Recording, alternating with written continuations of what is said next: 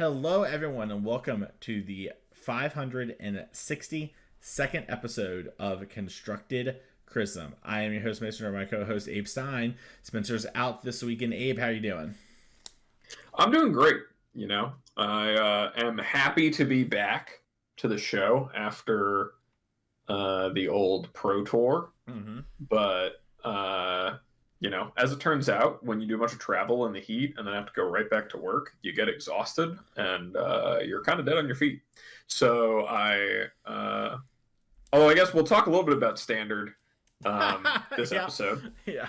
Yeah, we'll talk but about it's just good to be back. Yeah, I'm just happy to have you back. And yeah, I mean, as you probably saw from the title of the episode and could expect, especially after this big announcement, we've already seen it. We're going to be talking about the BNR here from the June 30th, 2025. And there's a lot, but also not a lot in other places. And we're going to kind of tackle all of that, talk about it kind of openly, do always improving, call it a day. And Abe, let's just hop right into sort of the main thing here, which is the BNR announcement. So I'm going to read off all the changes, and then we're going to work our way through the formats where the bans happened to where they didn't. So to start off, standards, the only format that got bans, Abe, and it got 7 bans. So Corey Steelcutter, Abuelo's Awakening, Monstrous Rage, Heartfire Hero, Up the Beanstalk, Hopeless Nightmare, This Town Ain't Big Enough. Those are the 7 cards that are now illegal to put into your standard Magic the Gathering set. Pioneer, Modern, Legacy, Vintage, all no changes. They wrote a little bit about that if you want to go read what Wizards has to say in that regard. But, I mean, Abe, these 7 bans, it's the most bans a standard format's ever had. And I'm curious, what do you have to think about this? Because you and I have not talked about it. Yeah, I don't know about you, but I, for one, am pretty happy with the idea of Standard getting a facelift here. I mean, I'll even go on the record and say, like, I really enjoyed playing Standard for the last Pro Tour. I think the format, even though it was very warped, was still pretty fun to play if you just accepted that it was warped and certain things couldn't be done. But that's also not a great way for Magic to be, especially with a format like Standard that's such a flagship. And really, like, outside of... I mean, I'm not going to miss any of the cards that are gone. I'm not going to miss playing with Corey Steelcutter. I'll be able to do that in other formats. I'm not going to miss, Omniscience getting reanimated and then, like, comboing off happening. I'm not going to miss getting Monstrous Raged. I'm not going to miss, Heartfire Hero getting followed up by a Manifold Mouse. And, I mean, there were times in Standard where my opponent doing that was so good and so simple that I was like, I don't even know why I registered my deck. That's just, like, so free and so available.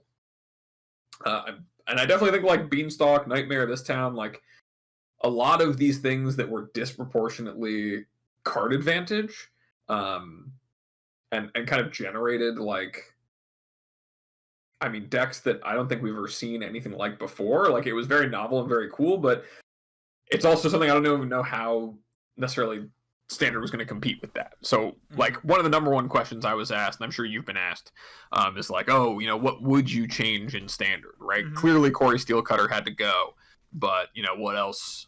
And I was maybe on the side of, like, 1 or 2 of these cards. The more I thought about it, the more I just kept on thinking of the downstream issues of, like, well, that deck's now too good, and that deck's now too good. And I think that they did a really good job of addressing that. I probably never would have gotten to the place of saying, yeah, we've got to ban 7 cards.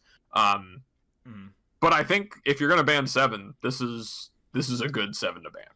Yeah, I was last week on the podcast I talked about how I would ban 4 cards. And sort of Spencer and I had the discussion. Spencer was like, maybe I'd ban 0 cards. He's dodging us, Abe. He's dodging us this week. No, but yeah, I mean, I kind of thought Corey Steelcutter and Up the Beanstalk were very easy bans. Corey Steelcutter's just way out of lines, and they've gone on record saying Up the Beanstalk was just a miss. They did not understand how strong it was, right? And we've seen as this year's gone on that, like, there's more and more cards that are like, hey, my number's big, but if you jump through some hoops, the number's smaller, right? And that's a really good design space, right? Like, having that kind of modality. So I expected there to be a lot more of that, which means Up the Beanstalk probably had to go, because one of the things that happens is Up the Beanstalk really is, like, the best card advantage engine, like, you're going to probably have in many formats, and especially in Standard, right? So it's just, like, it invalidated a whole archetype of decks. And I felt like you probably had to ban Monstrous Rage as well. Just even if it's just for like diversifying standard, and same with Abuelo's Awakening. They kind of went on record with the BNR where they changed some stuff up last time of saying, hey, the June BNR is much more about looking at the health and the fun of standard. And I believe Carmen gave a quote of like, we are game designers, right? And part of that is, making sure that the game is fun. It's not just all about balance. So even if, the format was perfectly balanced, I think maybe shaking things up a little bit, especially with uncommons, leaving the rares intact, leaving some packages intact, that seemed really easy to me. The parts that kind of surprised me were like, okay, we think like Heartfire Hero and Friends are probably too good for the rest of standard in like a mono red package. They know the cards coming up and they can't, people don't realize like the lag time. It's about a year, they can't really touch the cards. And so they can't really change too much that would like really affect this. That's like for a whole nother year. So having people suffer through the mouth stuff, assuming you think that's the case, it is suffering, it makes some sense to me to like ban Heartfire Hero. And then Hopeless Nightmare, this sounded big enough, I really appreciated. Hopeless Nightmare, I just think is like a card players don't super enjoy having being a good thing. And even if it ends up not being good, like let's say there's two timelines, right? One where they only do those first 5 bans, and the other where they do this 7. Even if the other world it wasn't good, it's probably just nice to kind of make sure that like it's less clear what's really going on standard outside of like the mere mid-rangey cards. It's like clear to us, and give players this month where we have about 4 weeks from today is when Edge of Eternities comes out. So this standard format's going to be legal for that. Let people have fun. Let them experiment. And don't have Hopeless Nightmare stuff be like, making Edge of Eternities not a cool set. It's not particularly fun or engaging play pattern. Why are promoting this? And really, this sounding big enough isn't a very similar camp, but it's kind of it where Storm Chaser's talent. And I think, this card's going to rotate sooner. It's still would have been here for a year, but it's going to rotate sooner than talent. And it's an uncommon, and like talent's just like a much more fun card. So if you're going to hit something like that, then hitting this as well made a lot of sense to me. Plus, that went pretty well with the Hopeless Nightmare bouncy stuff, which was a deck people were adamantly against, right? And it feels to me like a big part of this being our announcement, I don't know how you feel about this, is sort of being like, hey, we hear you. We understand that when we are allowing ourselves to touch standard, we're going to touch it in big ways. And, like your feedback on the format isn't lost on us, but it isn't also dictating us, if that makes sense. Yeah, I think that, like, to your point, like, Hopeless Nightmare is a card, and I can't even remember in my long, long history of playing Magic a time where, like, single black enchantment, your opponent, like, discards a card and added marginal value is, like, a card. Like, Raven's Crime is a card because you can retrace it. Other than that, like, pay a black mana, your opponent like goes down stuff and you are up marginal stuff, or like you have access to marginal stuff, is like not a card that should ever be and really historically ever been a part of like the best things to be doing, and for good reason. Like playing with the card, like having cards in your hand is pretty fun, and also like having games of Magic be decided by combat is pretty fun. And I know during like Points of Pro Tour testing, we were looking into like scroll shift control decks with like lockdown and stuff, and just the things that this card created were very much not fun. I think that like the actual efficient, I'm going to grind you to dust, how many like, Obstinate Baloths did you fit in your deck to punish this, is just not a sub game that like existing in standard for another couple years was going to be fun. And I think that, to the same token, I think that you look at cards that were just unexpectedly better than anticipated, right? I mean, we have a lot of cards like Hopeless Nightmare, none of them ever really playable.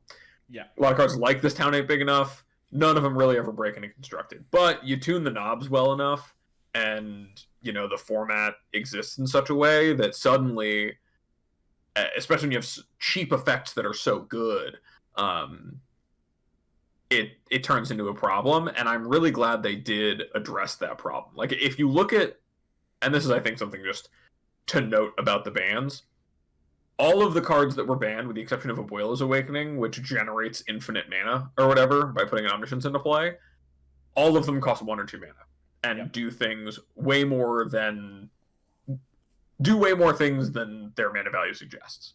You know, like I think that that's just like there's so much of that, and the standard format felt so constrained by that for so long. I mean, at multiple points we talked about the format being about like, are you playing lockdown or are you like engaging in this Corey Steelcutter fight, right? Are you playing things that are low to the ground, or are you playing the only card that is already a pushed card as an answer, the only card on rate that can compete with a deck full of those things?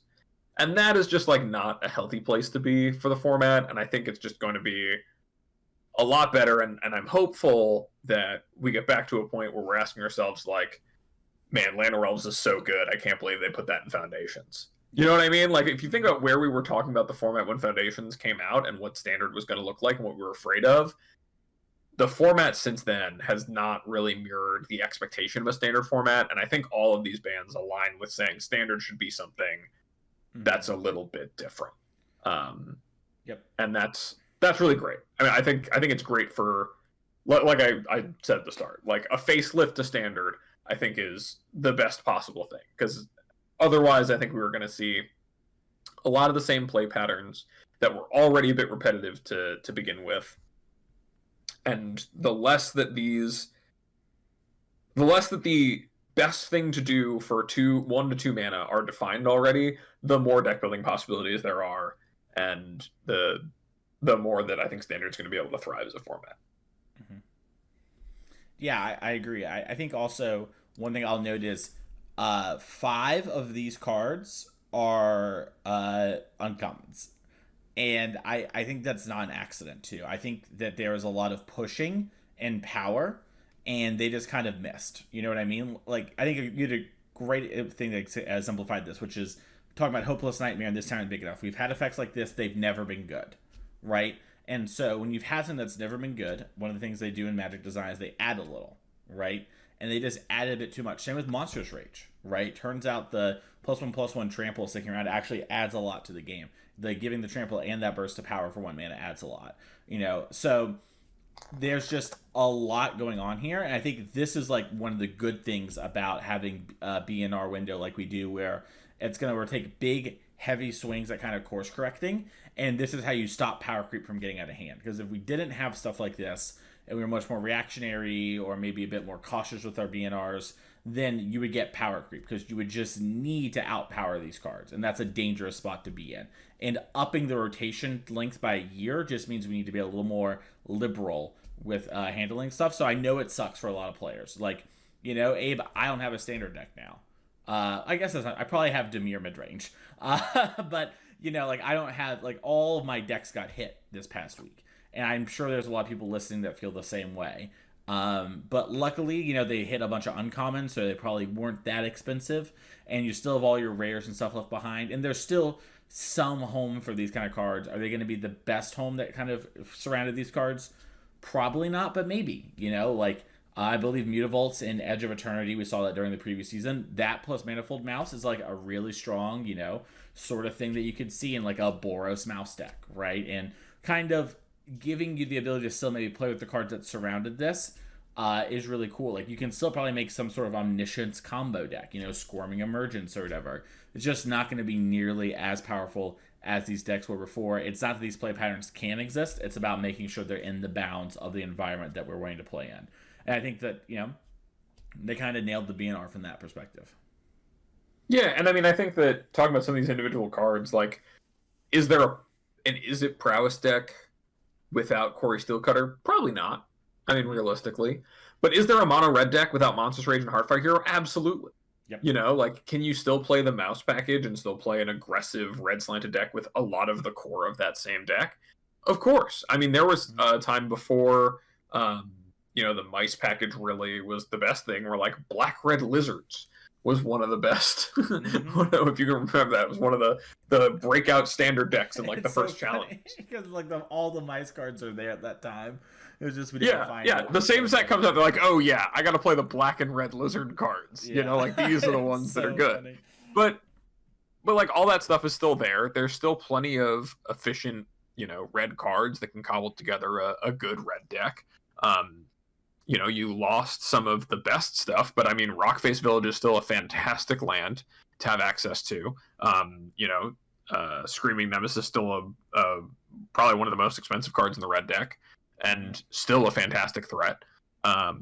There's a lot of the key powerhouses that really can drive an archetype very much available. We just lost like the best in slot filler. We lost the things that made it so it's like, okay, well, you just have to build the deck this way.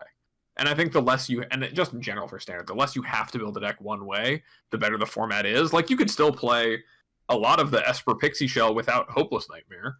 Like, you can still play Nowhere to Run and Grim Baubles and Pixies and Storm Chaser's Talent and still get +1/+1 counters for all the enchantments you play off of your Survivalist. Like, you can still very much play an Esper Pixie deck. You just can't play an Esper Pixie deck that has this Hopeless Nightmare angle and is like, locking the game up that way. You can play like Tiny Bones joins up. You can still make people discard cards, but you can't have it both ways in that, right? There's still ways to accomplish a lot of the same things. I think one of the first things I'll expect to see in the next month while we're waiting for Edge of Eternities is going to be people taking their existing standard decks and just slotting in the next best card and seeing how they kind of feel, right? That's I think the fun of a band like this, and what makes it, as much as 7 cards. It's very different than I feel like having 7 cards banned was back in like 2019 and 2020.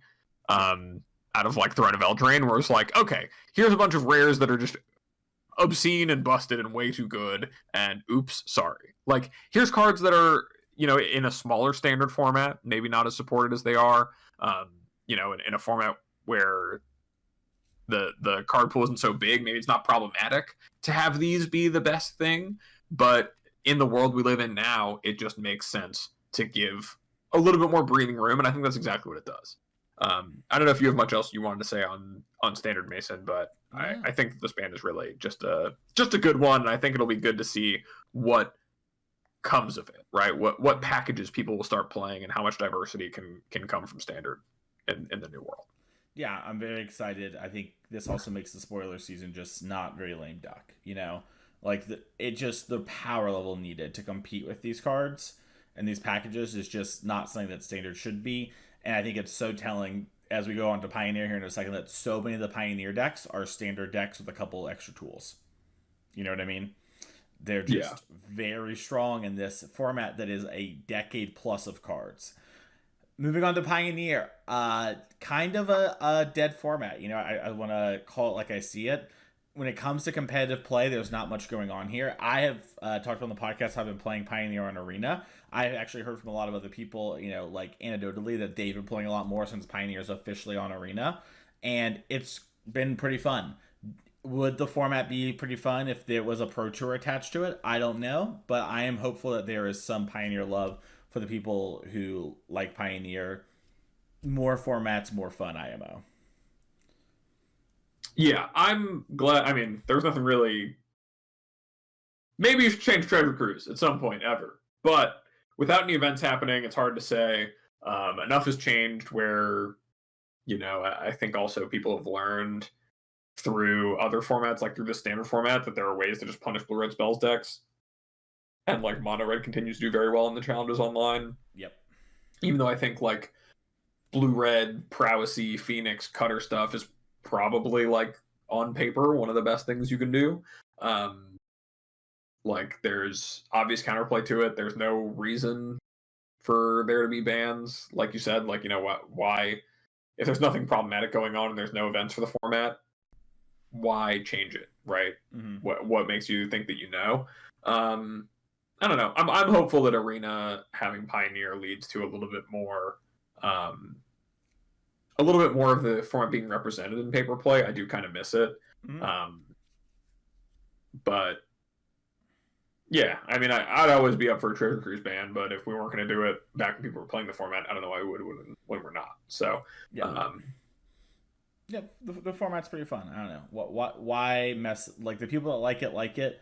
Don't stir the pot too much, and then when we come back, let people have a discovery phase, have your big bans if you need to have a bunch of bans. Maybe you don't, who knows, call it a day. Remember, the goal, I say this a lot, the goal is not to rush to perfect end states, it's to have different experiences, etc. I think you could argue, though, that Treasure Cruise has had its fun.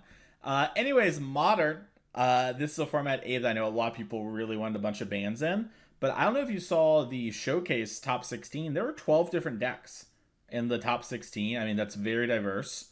I think the top 8 had a bit more overlap in some of the decks, but still, a top 16 performance in the showcase is very good. Honestly, I think it's down to like 24th, 25th. We're all tied for 16th. I don't remember exactly the data on like those decks overlapping there, like how good the soundbite of 12 out of 16 sounds there. But still, I've been playing some Modern. It's pretty fun. It's diverse.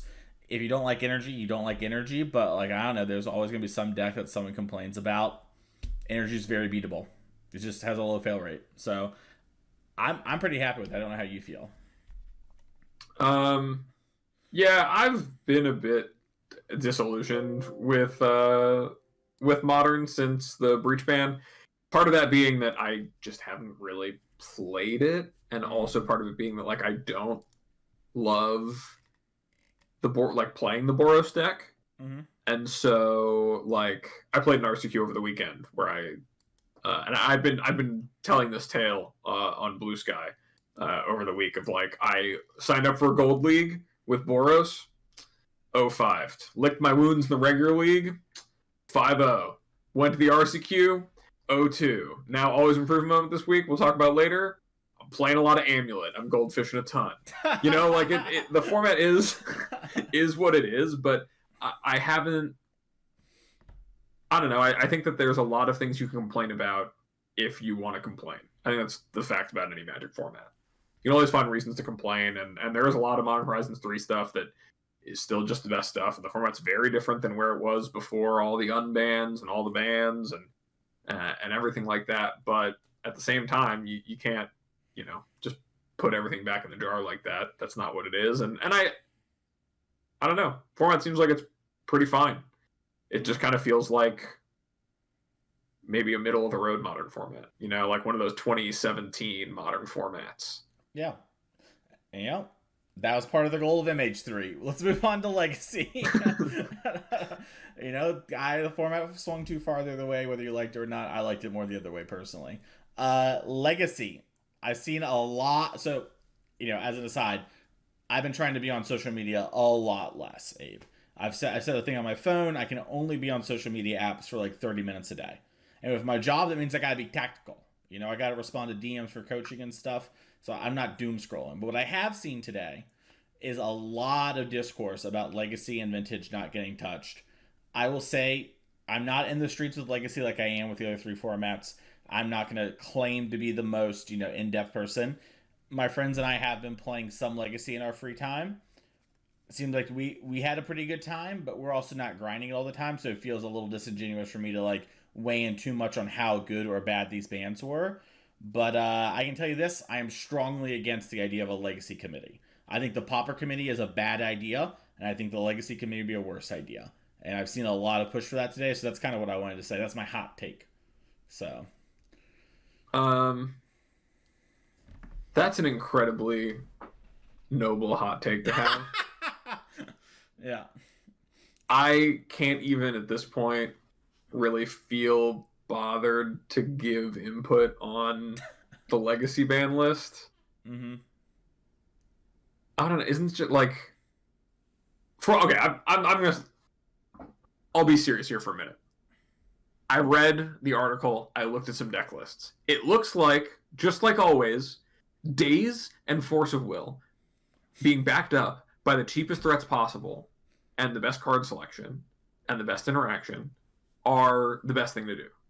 Is that a fair evaluation of like what happens in the big events? Yeah. That's my understanding of things as well. Like there's a good amount of like Nadu actually kind of filling that role a little bit sometimes of being like a Force of Will deck, but maybe also a combo. But yeah, I think Force of Will plus some way to proactively end the game, often with cheap threats, is a good way to kind of hand wave Legacy, Yeah, and I mean, like, I don't know, when I last cared about Legacy in any sense, it was basically the same thing, right? It was like we were all playing Delver Secrets and Nimble Mongoose and Tarmogoyfs, and we were like, wastelanding each other and stifling each other and forcing all the spells that mattered. Like that was it. That was the whole, or maybe like even when we had Deathrite Shaman format. Like we had so many iterations of this. It's always the same cards. I think anything that isn't that competes is a noble effort. Mm-hmm. Let it happen. But what is a panel of people going to say about that? Yeah. What are they going to say? And like, do you actually want your Legacy format to not be a Force of Will Days format? You know what I mean? Yeah, there's only so many ways you can eat around the problem. You know, like at a certain point, if you love Legacy, you kind of just have to embrace that.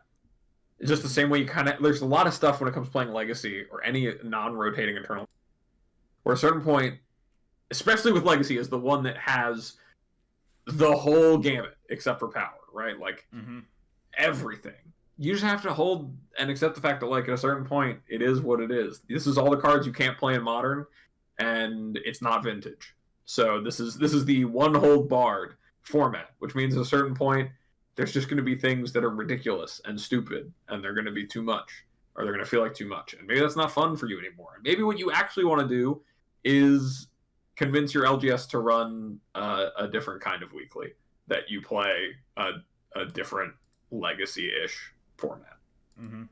Maybe you play with a ban list from a different time. Maybe you play with different, decks. Maybe you go play pre-modern. But like, if it's not doing it for you, and this is my own advice for anyone out there who's frustrated with the state of Legacy, go play Magic in another way that makes you happier, and don't feel beholden to Legacy as a format to make you feel satisfied. Yep. I have nothing to say about Vintage. It's really the format where I do not feel comfortable. Like I have just not played, like, I have played less games of Vintage than I have appendages on my body. It's like I'm like 3 games deep. It's just not. The last time I played Vintage was for the Mana Traders series at some point over the pandemic, and I did lose playing for top 8. But since then, I don't really know what's going on outside of the whole like, Lurrus, no Lurrus thing. But I'm sure if they're not, it's Vintage. What are we gonna do? Like what were we? If it's the Lurrus debate, I'm gonna leave that to the experts. WotC has the data. I don't. People play Vintage. I don't. If they're not banning things, then I guess I trust. Yeah, I will say I do think the linking Tezzeret thing, not the greatest look in the world. But also whatever. I don't think it's that bad of a look either. I saw some complaints about like how in the Vintage section, this very strong with like Moxen and other cards, Planeswalker is highlighted as like go buy the new thing. I don't think it's that big a deal. But whatever. I think that's a totally fine thing to do. I'll defend putting the link to the Tezzeret card in the BNR. What if they're going to say we don't think we need to change things now because there are cards that will change things that will come out, saying, hey, here's an example of a card that seems pretty broken in the broken mana in the broken 0-drop artifact format. Here's the card that's broken with those. Seems like a totally valid reason to say, yeah, we're just not going to change it. So, yeah, makes sense. All right, Abe. Well, I think that does it for the main topic. Is there anything you want to say about the BNRs that you haven't already said? I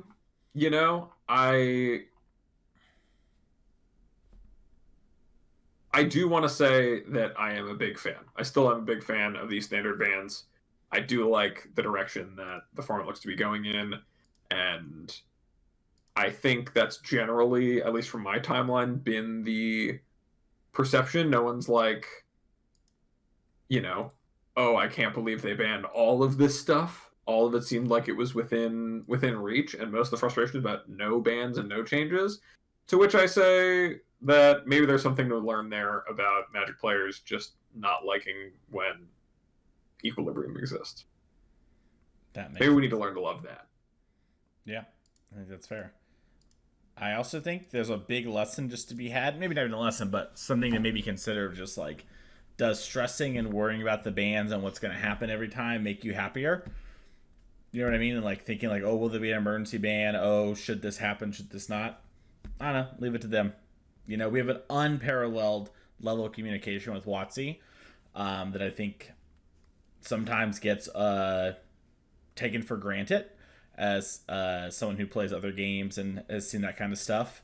And I think that you should be down to have conversations with them and to have like good faith ones, but just I don't know, like bemoaning like, oh, there's a BNR, oh, this content creator is going to say something and it's going to change the. It's just not how it works, And stop stressing about stuff if it's like causing you stress. I've seen a lot of people who are like kind of freaking out about the BNR, and it's like this is supposed to be a fun game thing. Just step back and let it be what it be, Like I've really taken that approach recently, and sort of like, if not for what I do for a living in my engagement with Magic, I would just sort of be like, okay, what did they say? Huh, that's interesting. Okay, these are the cards I can and can't play with. Cool, let's move on. I don't really gain anything from complaining about, Breach being legal or Ocelot Pride or whatever, right? That is not something that's productive. And I think, honestly, it's really counter to our podcast and the thing that we preach. And so I don't know. I think about that a lot of like, we talk about always improving, but I think a huge always improving moment for a lot of players would be like, it's fine if this isn't funny, you don't want to do it anymore. Kind of like what Abe said in Legacy. That's a totally fine and honestly reasonable answer to come to. And that can suck. Like if you think you're done with Magic, you lost something that you loved, I think that's totally fine in that case. But if you're still liking it a lot and you're playing, just do what you're came to do. Don't worry about the other things. It's just a waste of your time. You're not going to have this huge effect on them. Just let it be. So anyways, that's it for that. Let's move on to the always improving part of the show. It's something we talk about every week, sort of trying to get better at Magic or life in general. And Abe, what was your always improving moment for this week? Yeah, so I kind of previewed it in the Modern section, but this week, having fallen all the way down the pyramid from the Pro Tour down to the bottom rung, no RC invites to my name. I've got a couple weeks to get one. Which honestly, if I don't, I'm going to be okay. I really did go hard at trying to succeed at the RCs as best as I could, and then also the PT with also just a really hectic time at work all happening at the same time. Like I'm being realistic with myself. I'm very happy with how my Pro Tour went. I felt really the best I ever have about showing up to a Pro Tour and like my deck list and everything. My draft strategies, felt good about how I drafted, even if my matches didn't go well. Like all of it was great.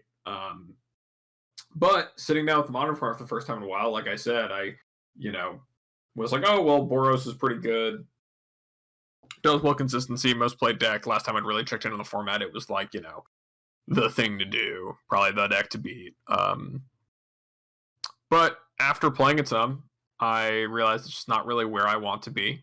It's something I have in my back pocket, but I know that, the last few decks I've played in Modern have all been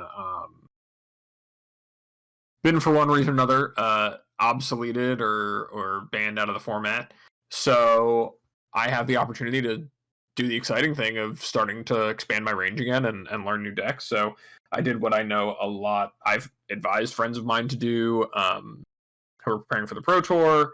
I've been meaning to do for a while myself. And I think I talked about on the show a little bit in the last month. But I finally sat down and was like, okay, let me proxy up an Amulet deck. Let me get out the Dom Harvey Bible. Let me, go through and start reading and, prioritize that, hey, I'm going to be spending this time with my partner eating dinner and watching TV, or, I'm going to be, listening to podcasts or, doing stuff at my desk, and let me have a copy of this deck proxied so I can just always have something to Goldfish. Friends are over, we're hanging out, shooting the breeze.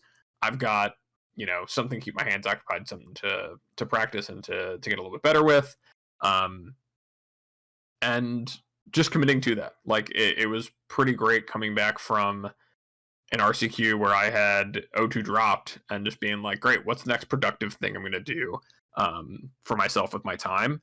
and committing to it, and hopefully that does yield some dividends. Even if I wind up I don't want feeling like I don't want to play Amulet after putting in the time to really understand it.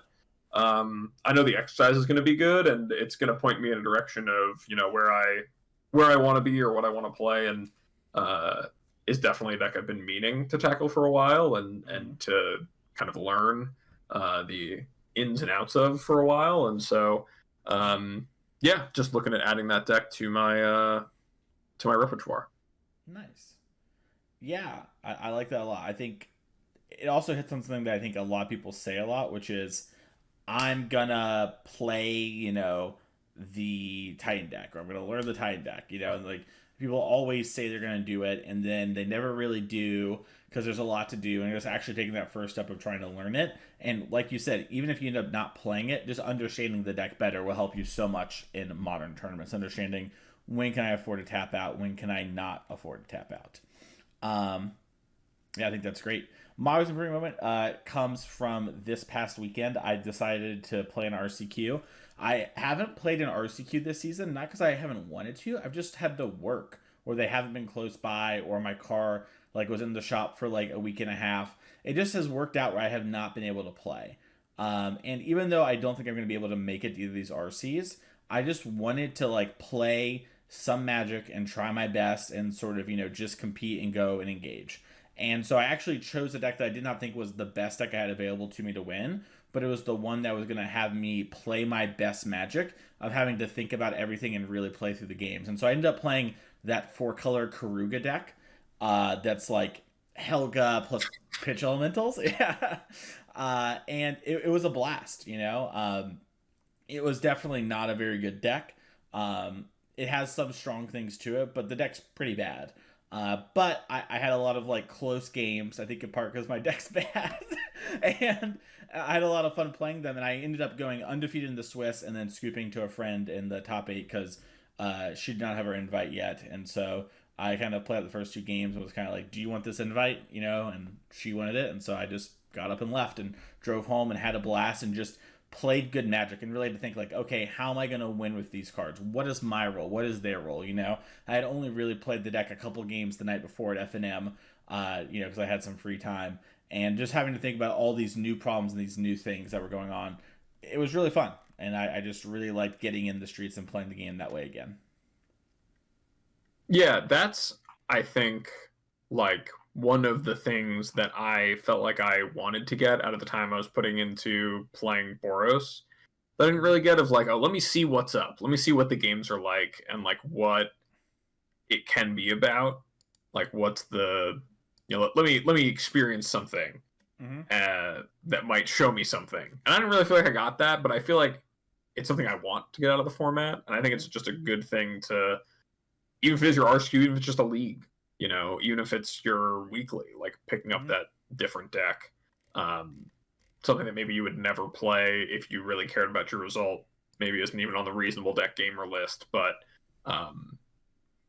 or is on the very fringe of it. You have to ask Mason yourself.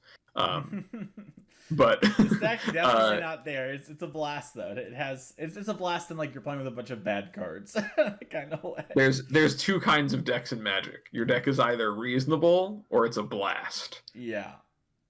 Honestly, it's really just the light leaving your opponent's eyes. Is you play Helga and then you play a Scion to draw a card and it gets a little bigger, and then they're kind of what does that do? And you gain a little life, and then you draw a Scion off the Scion, and then the next turn you're play Scion, play Omnath, fetch, play my Karuga, draw more cards. Did I need this many cards? No. Should my Helga have an interaction spell? Assuredly. Okay, I won. So you draw enough cards in pitch elementals. Yeah. It just gets your deck's so bad it plays Leyline Scion because it needs a way to win in some of the matchups. Well, Leyline's good with Karuga. Yeah, draw a card. It also and it makes your mana less painful. Yeah, it does. Yeah, and your Leyline bindings are on, so you can actually interact because you're not doing anything in the modern format. Yeah, exactly. Yeah, it's really a deck that says do you understand what your opponent's game plan is, and do you think you can punch a hole in it? And also, do you think your opponent's game plan can handle getting a hole punched to them? If you think yes to everything and no to the last one, then It's probably a deck you should play.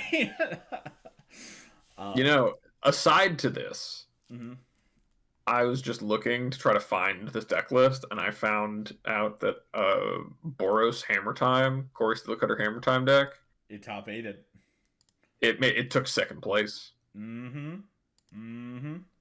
So I might have to, maybe next week we'll not Alright, actually playing it anymore. I have sent you the deck list because I had a friend who wanted to play it in a league, so I had it readily available. I don't want to do that, but I did want to see it. Yeah, take a look, ski poo. So my innovation, this is my Mason Clark's deck, not Aspiring Spikes deck, is I cut one of the unplayable Helgas and added a temporary lockdown to the main. Kept everything else the same. Was it better? Yeah, I think it was better. Temporary lockdown was really good. I played against an energy opponent and just like cleaned everything up, and I was like, all right, no Thermal Charm, baby. But Wrath of the Skies for one. Yeah, that's right. Can't put that one in my Karuga deck. This one, draw a card. No, this deck is just really something else. But also I think is also I was talking to another friend about just like, it's an RCQ. It's not the world's hardest competition, but I played against some strong players who played well. And they, I think there's a lot of also just like they didn't understand what my deck was. So like they maybe, if we had played again, they would have won type of thing, But it's really just like, hey, if you have a game plan, or like know what your game plan's supposed to be and try to figure stuff out and focus on like playing good ABC stuff, you'll succeed a fair bit of the time. And so, something fundamentals. That's going to do it for Always Improving this week. If you want to support the show, you go to patreon.com/ccmtg. The show will always be free. But if you want to support the show directly, you can go there and become a patron of $5 or more a month. It gives you access to our Discord and the Patreon-only question. We had some Patreon-only questions, Abe, but a lot of them are involving the BNR, and we didn't get one that wasn't involving, like, what do you think about the BNR for this week? So we didn't have one. So, Abe, instead, we're going to hit you really quick. What's one thing that you've seen or read recently that you really liked? Like a show? Yeah, like a show, a movie, or a book, something like that, Something you enjoyed that you want to pass on to listeners. Because we often get questions like that, but we end up skipping over them, Let's see. I actually, for the first time, been watching BoJack Horseman. Okay. Good show. I didn't watch any of it ahead of the Pro Tour because I didn't want to get sucked into it, but now I'm getting into season 3. That's been pretty good. I also watched Windbreaker. And it's coming out currently, or I guess just finished season 2. That has been pretty good. Not anything like super crazy. It's not like a legendary generation defining anime or anything, but pretty solid. And then I'd say Hajime no Ippo. I was watching a lot before the Pro Tour recently, and that's one of my favorites of all time. That was on Netflix. Very true to form boxing anime. Yeah. It is on Netflix. It's not on Crunchyroll. It was briefly, but then it came down again. A show that I did not remember being as I don't know, 90s anime is something else. So yeah, it is something else. I also think that show's all on YouTube for free if you want to watch it there too. I think it's one of those ones where like the copyright holder doesn't see that someone's uploaded every episode, and it's somehow dodged Netflix's or YouTube's YouTube's automation. There's a couple animes like that if you ever look at it. I think Monster is also. I'm a law-abiding citizen, so I know nothing about it, but also so if you go and watch it that way, I'll never know. Exactly. Yeah, I think it's, if you don't have that sort of thing to look into it, that's a good way to do it. I guess mine would be, I've been watching the show Shtick. I think that's how you say it. It's the Apple TV Owen Wilson golf comedy. It's been pretty good and actually like pretty heartfelt at the same time. I've really enjoyed it. It's not done yet, so I don't know if they stick the landing, but first 7 episodes are definitely worth your time if you're looking for something that's like funny and like pretty good. I also say The Studio. If you splurge for the Apple TV, check out The Studio as well. That show I absolutely loved.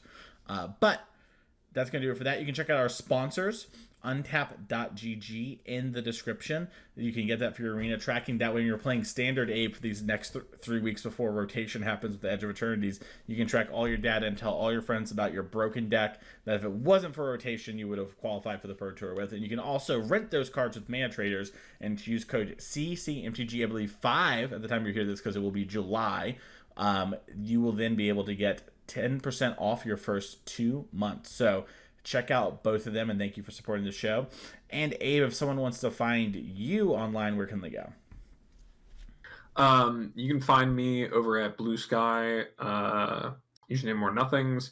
You can find me at Twitter at More Nothings. But really, I do most of my posting on Blue Sky these days. You can also reach out to me via email or via DM on either platform about coaching. Email is morenothings@gmail.com. Put coaching in the subject line.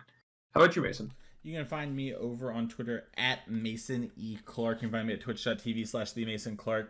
And yeah, if you want to get coaching, I do have availabilities I talked a bit about last week, but reach out now. Sooner is better. If you're trying to get ready for the RC, I promise you the things that we're going to work on are big picture stuff most of the time. Having more lead time to really work that into your game plan is going to be more helpful. I know I had some people reach out, I have a very common thing, Abe, is someone reaches out after they win their RC and they say, okay, I'll get back in touch with you closer to the RC. And surprisingly, people actually do. That was something I wasn't expecting when I first started doing it. But I always, try to get the idea out there. If we're trying to work on a big picture thing and not just, RC specific stuff, having some time to incorporate that new habit is super important. So you can reach out to me via my Twitter, Mason E. Clark. On Twitter, or my Gmail, masoneclark@gmail.com. Put coaching in the description. That way I know you're not spam. Thank you everyone so much for listening, and we'll see you all next week for another episode of CCMTG.